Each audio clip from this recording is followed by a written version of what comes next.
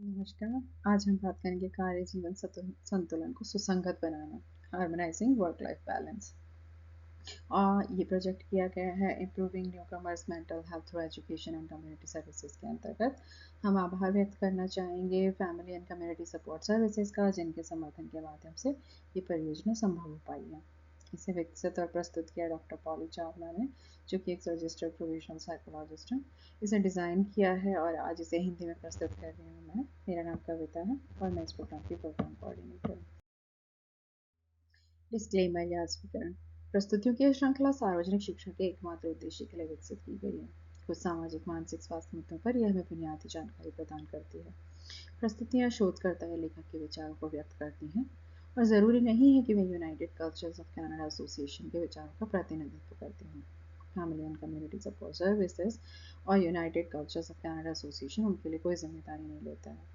ये प्रस्तुति पेशेवर सलाह नहीं देती है। हालांकि इसमें दी गई जानकारियों को अच्छी तरह से रिसर्च किया गया है, हम इसकी सटीकता की कोई गारंटी नहीं देते हैं। यूसीसीए प्रत्यक्ष या अप्रत्यक्ष रूप से अपनी सामग्री पर निर्भरता के कारण होने वाले किसी भी नुकसान या क्षति के लिए जिम्मेदार नहीं होगा।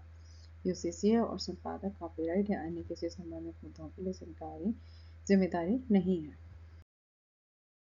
लेखक के बारे में बात करते हैं।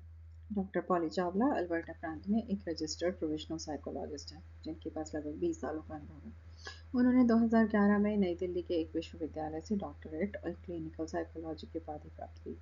ये थेरेपिस्ट के रूप में उत्तरी अमेरिका में बसने से पहले अफ्रीका और एशिया में अंतर्राष्ट्रीय स्तर पर काम करते हुए अपना करियर शुरुआत कर चुकी है।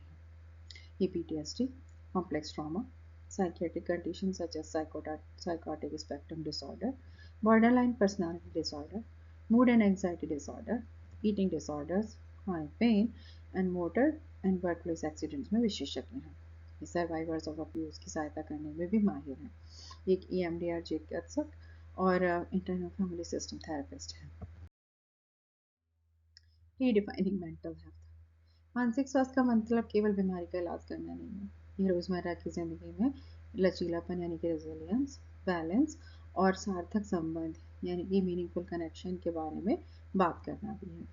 इसका अर्थ है कि सिर्फ कमियों समस्याओं को ठीक करना या फिर डेफिसिट मॉडल पे काम करना या स्ट्रेंथ बेस्ड मॉडल पे काम करना, उसकी तरफ मूव हो जाना, यानी कि बिल्डिंग प्रोटेक्टिव फैक्टर्स जैसे कि कोपिंग स्किल्स, सोशल सपोर्ट और सेल्फ अवेयरनेस को बढ़ावा देना, बजाय कि किसी प्रॉब्लम के बन जाने के बाद उसको फिक्स करना। मनोवैज्ञानिक इस बात पर जोर देते हैं कि बेहतर मानसिक स्वास्थ्य के लिए सकारात्मक कार्यकलाप की आवश्यकता होती है, ना कि केवल डिप्रेशन या चिंता के अभाव की। तो वो कहते हैं कि पॉजिटिव फंक्शनिंग यानी इंगेजमेंट, पर्पस और सपोर्टिंग रिलेशनशिप ज़्यादा ज़रूरी है, बजाय कि डिप्रेशन और एंजाइटी नहीं होना। Rising concern in communities. तनाव, दीर्घकालिक तनाव शरीर की फ्लाइट एंड फ्लाइट रेस्पॉन्स को इंक्रीज या एक्टिवेट कर देता है, जिसकी वजह से अटेंशन में impairment, memory loss, immune function से रिलेटेड प्रॉब्लम्स डेवलप हो जाती हैं, जो कि आजकल की बीमारियों में सबसे ज़्यादा कॉमन रिस्क फैक्टर है। लंबे समय तक होने वाली बीमारियां जैसे जैसे पॉपुलेशन एज होती जाती है, immunity related diseases, bone related diseases, heart related diseases, diabetes, ये सब बढ़ जाते हैं, जिसकी वजह से साइकोलॉजिकल कॉपिंग, एडजस्टमेंट और रेजिलियंस की ज़रूरत होती है। WHO इसे ऑक्यूपेशनल फिनोमिनन के तरह मान्यता देता है, किसे, बर्नआउट को, क्योंकि emotional exhaustion, depersonalisation, reduced efficacy इसके कॉमन सिम्टम्स हैं। और ये केयर गिवर्स, एजुकेटर्स और हेल्थ वर्कर्स में कॉमनली देखा जाता है, क्योंकि दूसरे लोगों का देखभाल करते करते करते वो खुद भी बर्नआउट का शिकार हो जाते हैं। अकेलापन। शोध बताता है कि अकेलेपन का स्वास्थ्य पर उतना ही बुरा असर पड़ता है जितना रोजाना पतला सिगरेट पीने का। सामाजिक अलगाव, अवसाद, संज्ञानात्मक गिरावट और समय के पहले मृत्यु के जोखिम को बढ़ाता है। Social isolation elevates risk of depression, cognitive decline and early mortality. ये समस्याएं अलग थलग नहीं है, आपस में जुड़ी हुई हैं। उदाहरण के लिए तनाव पुरानी बीमारी को बढ़ावा देता है, जिसके सामाजिक अलगाव और अकेलापन हो सकता है, और बाकी की मानसिक स्वास्थ्य संबंधी चुनौतियां भी प्रेजेंट हो सकती है। मानसिक स्वास्थ्य की WHO की क्या परिभाषा है? A state of well-being in which every individual realizes their potential, can cope with their normal stresses of life, work productivity, and can contribute to the community. एक ऐसी खुशहाली की स्थिति जिसमें प्रत्येक व्यक्ति अपनी क्षमता की पहचान कर सके, जीवन के सामान्य तनावों का सामना कर सके, उत्पादक रूप से काम कर सके और अपने संविधान में योगदान कर सके। ये परिभाषा हमें याद दिलाती है कि मानसिक स्वास्थ्य होलिस्टिक है, समग्र है। ये मन, शरीर और समुदाय से जुड़ा हुआ है।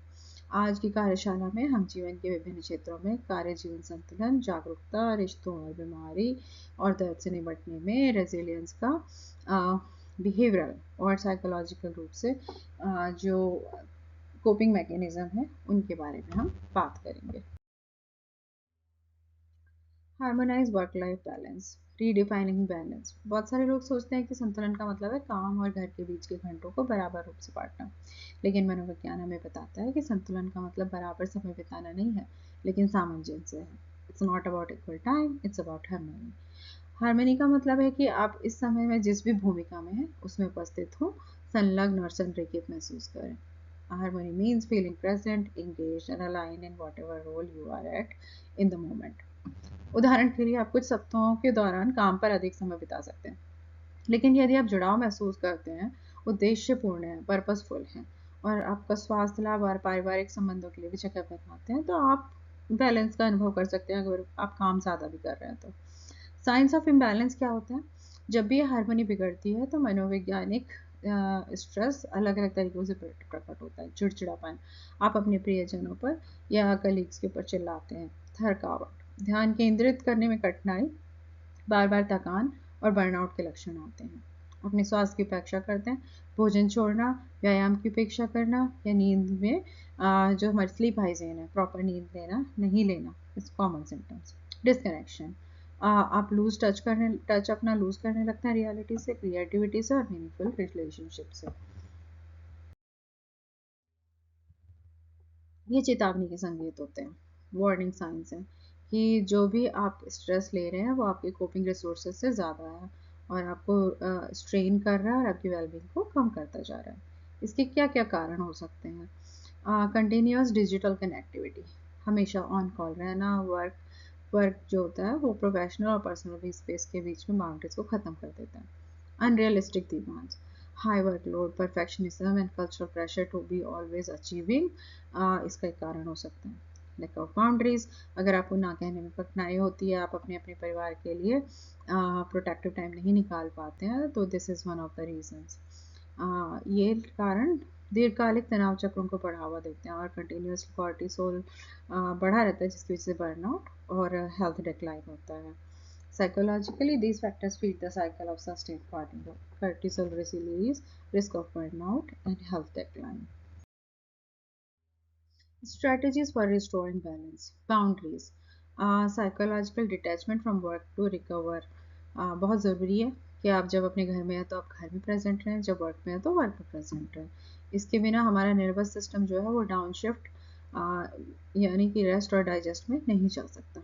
व्यवहारिक सीमा का उदाहरण, ये मेरा वर्क प्लेस नहीं है, यानी कि जैसे आप डिनर टेबल पे काम नहीं करेंगे, बेडरूम में काम नहीं करेंगे, लास्ट 30 मिनट्स सोने से पहले काम नहीं करेंगे। Turning off notifications after a cut of time. Communicating limits clearly to colleagues and family. Family को भी बताना ज़रूरी है और कलीग्स को बताना ज़रूरी है कि ये आपके लिमिट्स हैं, जब आप ये वाला काम करना चाहते हैं, जब ये काम नहीं करना चाहते हैं। एनर्जी ओवर टाइम, हमारी एनर्जी जो होती है इसके साइकिल्स में अप एंड डाउन होता है, तो फ्लक्चुएटिंग एनर्जी रिदम्स होते हैं, हमारे सर्केडियन रिदम्स होते हैं और सेल्फ कंट्रोल फटीग होता है। इसलिए कोई बोलते हैं कि कुछ लोग सुबह के टाइम अच्छा काम करते हैं, कुछ लोग शाम के टाइम बेहतर काम करते हैं। तो अपने केवल काम के घंटों पर ध्यान मत दीजिए, आप अपनी एनर्जी के पीक्स को मैनेज करिए। जब आपके पास ज़्यादा एनर्जी है तो उस टाइम पर डिफ़िकल्ट काम कीजिए, जब आपको ब्रेक की ज़रूरत है तो उस टाइम आप स्लो डाउन हो जाइए, फिजिकल एक्सरसाइजेस पे ध्यान दीजिए, अपनी फैमिली के साथ टाइम स्पेंड कीजिए। This shift emphasises quality of effort, तो आप उतना ही एफर्ट डाल रहे हैं बट आपकी क्वालिटी इम्प्रूव हो जाती है। स्ट्रेटजीज फॉर रिस्टोरिंग बैलेंस में आगे हम बात करेंगे वैल्यू चेक्स की। जो भी आप काम कर रहे हैं क्या वो आपके इंटरनल वैल्यूज से कनेक्ट होता है? कहीं ये एक्शंस आपके कॉग्निटिव डिसोनेंस से तो कन्फ्लिक्ट नहीं कर रहे हैं? अपने अपने आप से रेगुलरली पूछिए कि क्या मैं अपना एनर्जी उन चीज़ों पे खर्च कर रहा हूँ जो मेरे लिए सचमुच मायने रखती है। For example family, health, creativity, वो वैल्यूज़ हैं जो आपका डेली कैलेंडर में इम्पॉर्टेंट होनी चाहिए, नॉट इन स्मॉल वेज। काम की अपनी प्रायोरिटीज़ हैं, बट आपके फैमिली, हेल्थ और क्रिएटिविटी भी इम्पॉर्टेंट है। वर्क लाइफ बैलेंस का मतलब बराबर घंटे काम फिर से नहीं है। इसका मतलब है कि आप अपनी वैल्यूज से अलाइंड हैं और आप अपनी एनर्जी को प्रोटेक्ट कर रहे हैं और आपको खुद को परमिशन दे रहे हैं डिस्कनेक्ट करने के लिए, ताकि आप उस मोमेंट में प्रेजेंट रह सकें। Defining mindfulness. Mindfulness has been described by John Kabat-Zinn, founder of MBSR program. Paying attention in particular ways on purpose in the present moment and non-judgmentally. At its core, at its core, mindfulness is awareness with acceptance. मतलब mindfulness में स्वीकृति के साथ जागरूकता है। आपको पता है कि आपको क्या एक्सेप्ट करना है और आपको किसके बारे में अवेयर रहना है। It is noticing what is happening. इसको नोटिस करना है कि आपके दिमाग में क्या चल रहा है, आप क्या थॉट्स प्रोसेस चल रही है, क्या फीलिंग है, क्या सेंसेशन है, और आप उसको चेंज भी नहीं कर रहे हैं और जज भी नहीं कर रहे हैं। From a psychological lens, mindfulness helps shift from reactive autopilot to intentional responding. हम जो फर्स्ट फीलिंग करते हैं वो इम्पॉर्टेंट नहीं है, लेकिन हम जो सेकंड रेस्पॉन्स देते हैं वो बहुत इंपॉर्टेंट है। माइंडफुलनेस का मैंने मतलब है कि आप इंटेंशनली रेस्पॉन्ड कर। ये क्यों काम करती है? कॉर्टिसोल को काम करती है और ओवर एक्टिव स्ट्रेस को डील करने में हेल्प करती है। प्रीफ्रंटल कॉर्टेक्स और अमिगडाला के बीच में एक इमोशनल रेगुलेशन को इम्प्रूव करती है, स्ट्रेंथन करती है, ताकि आप ज़्यादा बेटर रिस्पॉन्ड कर सकें। हिपोकैम्पस और जो हमारा एंटीरियर सिंगुलेट कॉर्टेक्स होता है उसके बीच में जो ग्रे मैटर होती है उसको बढ़ाती है, जिसकी वजह से हमारा लर्निंग, मेमोरी और अटेंशन बेटर हो जाता है। इसके साइकोलॉजिकल क्या क्या बेनिफिट्स हो सकते हैं? Less distraction, better problem solving. हम स्ट्रेस में डूबने के बजाय हम उस वेव को सर्व करना सीख जाते हैं। जो हमारे इमोशंस होते हैं उनके साथ हम उनको डील करना सीख जाते हैं। तो फॉर एग्जांपल, अगर आप वेव को अपने थ्रू पास होने देंगे बजाय उसको रेजिस्ट करने के, तो उसको ज़्यादा बेटर डील कर पाएंगे। भावना विनिमयन यानी कि इमोशनल रेगुलेशन में सुधार होता है। आप इमोशंस को लेवल करना सीख जाते हैं। आई एम इरिटेटेड या मेरा इरिटेशन बढ़ रहा है, बजाय कि मैं गुस्सा कर रहा हूँ। इरिटेशन क्यों बढ़ रहा है उसके बारे में आप कोशिश करते जानने की और उसको कम करने की। Clinical evidence. Mindfulness based stress reduction जो है ये क्लिनिकली एविडेंट है, क्योंकि इसकी वजह से लोगों की सफरिंग रिड्यूस होती है और उनका पेन रेमैन मतलब नहीं ख़त्म हो रहा है, लेकिन फिर भी उनकी सफरिंग बेटर हो जाती है, वो उसको कोप कर पाते हैं। एंग्जाइटी, डिप्रेशन, रिलैप्स प्रिवेंशन और क्रॉनिक इलनेस के कोपिंग में ये काम आता है माइंडफुलनेस। हजारों अध्ययन मनोविज्ञान और चिकित्सा में एविडेंस बेस्ड इंटरवेंशन के रूप में माइंडफुलनेस को सपोर्ट करते हैं। ये बहुत सारे मिसकंसेप्शंस को दूर करना ज़रूरी है। माइंडफुलनेस का मतलब ये नहीं है कि मन को साफ करना या विचारों को रोकना। It's not clearing the mind और स्टॉपिंग थॉट्स। इसका मतलब ये भी नहीं है कि बिकमिंग पैसिव और इंडिफरेंट, कि आपके आसपास जो भी हो रहा है आप उसको टोटली उससे डिसोसिएट हो जाएं और पैसिव हो जाएं और इंडिफरेंट फील करें। माइंडफुलनेस का मतलब है कि ऑब्जर्विंग विद क्यूरियोसिटी, अपने में थॉट्स को ऑब्जर्व करना, creating space between stimulus and response. जो आपके साथ हो रहा है और आप जो उसको रेस्पॉन्ड कर रहे हैं उसके बीच में स्पेस देना, इंटेंशनल हो जाना, आप सोच के चूज करके रिएक्ट करना, ना कि इम्पल्सिवली रिएक्ट करना। फॉर एग्जाम्पल, विचार मन में आकाश में गुजरते हुए बादलों की तरह है, आप उनका पीछा नहीं करें, बस उनसे बहते हुए देखें। माइंडफुलनेस का मतलब है कि अपने मन में आने वाली चीज़ों को नियंत्रित नहीं करना, बट कि उनको महसूस करना और लेस रिएक्टिव हो जाना, और अपने फ्यूचर में ज़्यादा रहने की बजाय या पास्ट में ज़्यादा रहने की बजाय अपने प्रेजेंट में रहना। इससे हम क्या होता है कि मोर लेस रिएक्टिव, मोर प्रेजेंट और मोर रेजिलियंट हो जाते हैं जब भी हम स्ट्रेस का सामना करते हैं। Pets and nature as therapeutic allies. Psychological insight क्या है इसमें? अटैचमेंट थ्योरी काम करती है, जो कि बॉल्बी और एम्सवर्थ ने इसके बारे में बात करी थी। पालतू जानवर अक्सर लगाव के प्रतीक के रूप में काम करते हैं, खासकर उन लोगों के लिए जो अलग थलग महसूस करते हैं। एक सुरक्षित आधार प्रदान करते हैं, बिना शर्त उपस्थिति, स्वीकृति और आराम, बच्चों और वयस्कों दोनों के लिए। ये इमोशनल रेगुलेशन और रेजिलियंसी को बढ़ावा देते हैं। ऑक्सीटोसिन रिसर्च कहती है कि पालतू जानवरों से बातचीत करने से ऑक्सीटोसिन नामक हार्मोन बढ़ता है, कोर्टिसोल कम होता है, हृदय गति और रक्तचाप कम होता है और सुरक्षा की भावना बढ़ जाती है। ट्रॉमा से जो लोग गुजरे हैं उनके लिए ये न्यूरोसाइकोलॉजिकल चेंजेस का केमिकल रिएक्शंस के प्रति हमारी जो हाइपर विजिलेंस होती है उसको कम करता है। Attention restoration theory Kaplan and Kaplan ने इसके बारे में बात करी थी। आधुनिक जीवन में हमारे ईमेल, समय सीमा और मल्टीटास्किंग पर दबाव डालता है। तो इसकी वजह से क्या होता है, जब हम पत्तियों की सरसराहट या पक्षियों की आवाज़ सुनते हैं तो हमारा ध्यान भटकता नहीं है और हम व्यस्त जो होते हैं उससे थोड़ी देर हट करके पॉजिटिव चीज़ों पे ध्यान देते हैं। इससे हमको रिप्लेनिशमेंट मिलता है, हम मेंटल फटीग, इरिटेबिलिटी और बर्नआउट को कम कर सकते हैं। बायोफिलिया हाइपोथेसिस, ईओ विल्सन ने इसके बारे में बात करी थी। मनुष्य में प्रकृति के प्रति एक सहज लगाव होता है जो कि हमारे इवोल्यूशन में रूटेड है। प्राकृतिक वातावरण के संपर्क में रहने से मनोदशा नियंत्रित होती है, हमारी क्रिएटिविटी बढ़ती है और हमारा फिजियोलॉजिकल स्ट्रेस रिस्पॉन्स कम हो जाता है।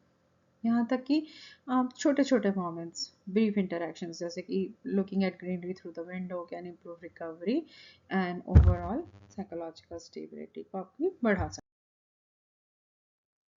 हैं। एनिमल असिस्टेड थेरेपी बहुत इंपॉर्टेंट है। अस्पतालों में, नर्सिंग होम में, ट्रॉमा सेंटर्स और स्कूलों में यूज़ की जाती है।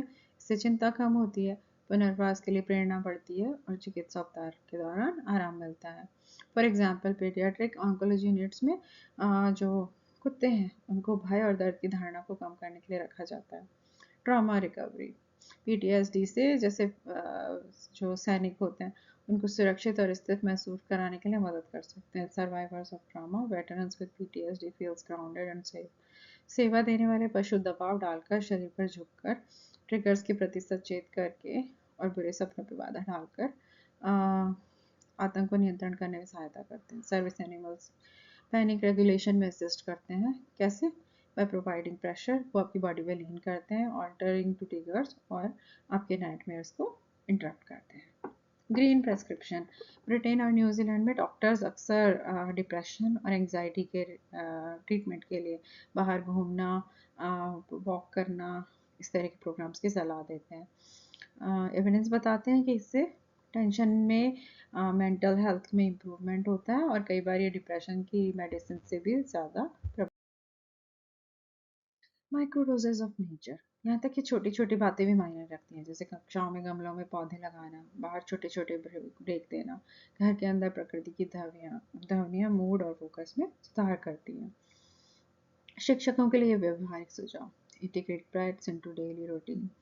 रिमाइंड पार्टिसिपेंट्स की मानसिक स्वास्थ्य प्रथाओं के लिए हमेशा थेरेपी की ज़रूरत नहीं होती है। कभी कभी पार्क में टहलना या पालतू जानवरों के साथ बैठना भी दवाई जितना ही काम करता है। When we connect with pets or step into nature, we aren't escaping life. We are replenishing the emotion and psychological system that allows us to fully engage with it. जब हम पालतू जानवरों से जुड़ रहे हैं या प्रकृति में कदम रखते हैं तो हम जीवन से नहीं भाग रहे हैं, हम भावनात्मक और शारीरिक प्रणालियों को वापस से भर रहे हैं। इससे हम अपने आप को पूरी तरह से जीवन जीने को और नेचर से कनेक्ट करने की the science behind movement, happy hormones and neurochemistry. व्यायाम से एंडोर्फिन, जो कि एक नेचुरल पेन रिलीवर है और हमारी मेंटल स्टेट को बेटर बनाता है, उसका रिलीज होता है। सेरोटोनिन और डोपामिन बढ़ता है जिससे हमारा मोटिवेशन और मूड बैलेंस्ड आउट होता है। हमारी सेल रीजनरेशन बढ़ता है, स्ट्रेस के प्रति हमारा रेजिलियंस बढ़ जाता है। ये एक न्यूरोकेमिकल कॉकटेल की तरह है।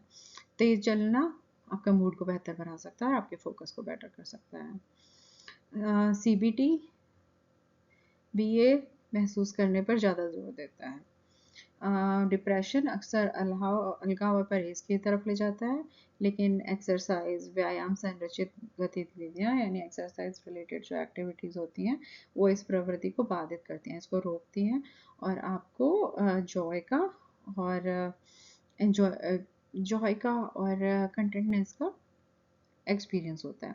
फॉर एग्जाम्पल, कोई भी डिप्रेस्ड क्लाइंट जो रोज़ सिर्फ 5 मिनट चलता है और अपनी छोटी छोटी सक्सेसेस को रिपोर्ट करता है, वो नॉर्मली ग्रोथ और मोटिवेशन की तरफ मूव करता है। Cognitive benefits.